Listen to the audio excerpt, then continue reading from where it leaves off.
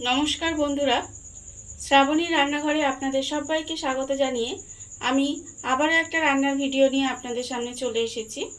আজকের আমি আপনাদের কাঁচা পেঁপে দিয়ে একটা অসাধারণ রেসিপি বানিয়ে দেখাবো। আশা করি আপনাদের ভালো লাগবে।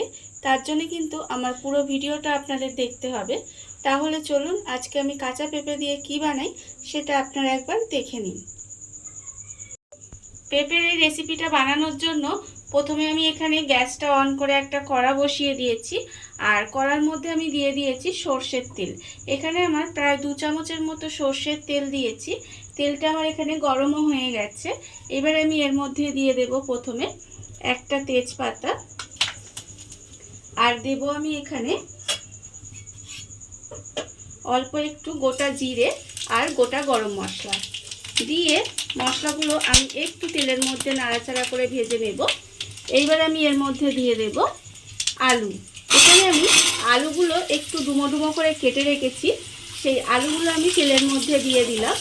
আর এই সময় কিন্তু আমি তেলের মধ্যে কাঁচা পেঁপেটাও দিয়ে দেব। এখানে কাঁচা পেঁপেটাও কিন্তু আমার ডুমো করে কাটা আছে।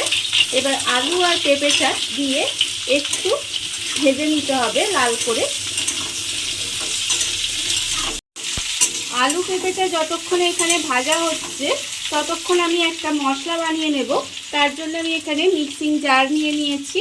এবার আমি এর মধ্যে দিয়ে দেব একটু আদা কুচি করে রেখেছি, সেই আদাটা দিয়ে দিলাম। দেব আমি এখানে 2টো কাঁচা লঙ্কা আর একটা ছোট সাইজের টমেটো আমি এর মধ্যে দিয়ে দিলাম।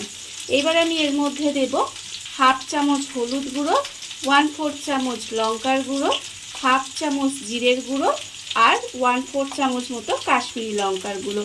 সেই সমস্ত গুঁড়ো মশলাগুলোও কিন্তু আমি এর মধ্যে সমস্তটা দিয়ে দেব। দিয়ে এবারে আমাকে একটা পেস্ট বানিয়ে নিতে হবে। তার জন্য আমি এতে অল্প একটু জল দেব, দিয়ে পেস্টটা বানাবো। মশলাটাও আমার এখানে রেডি হয়ে গেছে দেখুন। আর এদিকে কিন্তু আলু আর পেঁপেটাও লাল করে ভাজা হয়ে গেছে। এবারে আমি এই মশলাটা এই আলু আর পেঁপের মধ্যে দিয়ে দেব। মশলাটা আমি এখানে দিয়ে দিয়েছি। এবারে মশলাটা খুব ভালোভাবে কষিয়ে নিতে হবে। আলু আর পেঁপের সঙ্গে মশলাটা খুব ভালোভাবে যাতে কষানো হয়ে যায়।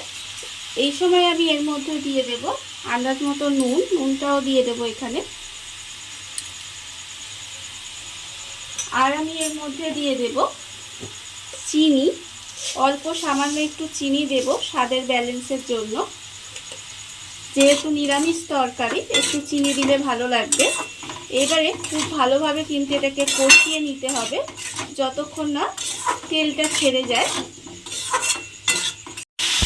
মশলাটা আমার এখানে খুব ভালোভাবে কষানো হয়ে গেছে। দেখুন মশলাটা থেকে কিন্তু তেলও ছেড়ে গেছে। আর তরকারি যত ভালোভাবে কষানো হবে তত কিন্তু তরকারির স্বাদ ভালো হবে।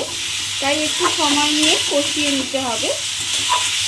তরকারিটা ভালোভাবে কষানো হয়ে গেছে। এবার আমি এর মধ্যে দিয়ে দেব জল।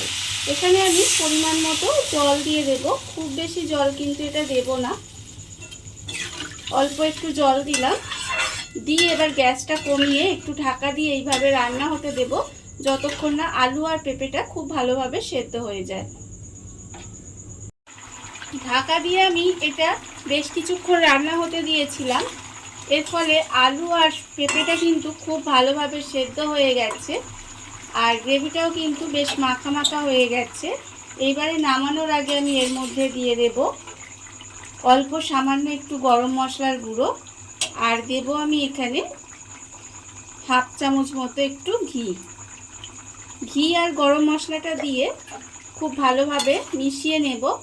মিশিয়ে গ্যাসটা অফ করে কিছুক্ষণ এইভাবে ঢাকা দিয়ে আবারও রেখে দিলে রান্নাটা কিন্তু আমার রেডি হয়ে যাবে। দেখুন বন্ধুরা, বাড়িতে থাকা কত অল্প উপকরণ দিয়ে কত অল্প সময় কত সুন্দর একটা কাঁচা পেঁপের রেসিপি তৈরি হয়ে গেছে, আপনারা দেখতেই পেলেন। আর এই ভিডিওটা যদি আপনাদের ভালো লেগে থাকে, আপনারা যদি ফেসবুক থেকে দেখে থাকেন পেজটি ফলো করে দেওয়ার অনুরোধ রইল। আর যদি ইউটিউব থেকে দেখে থাকেন চ্যানেলটি সাবস্ক্রাইব করে নেওয়ার অনুরোধ রইল। তাহলে চলুন ভিডিওটা আমি এখানেই শেষ করছি। আপনারা সবাই ভালো থাকবেন, সুস্থ থাকবেন। আবারও হাজির হব নতুন কোনো রান্না নিয়ে।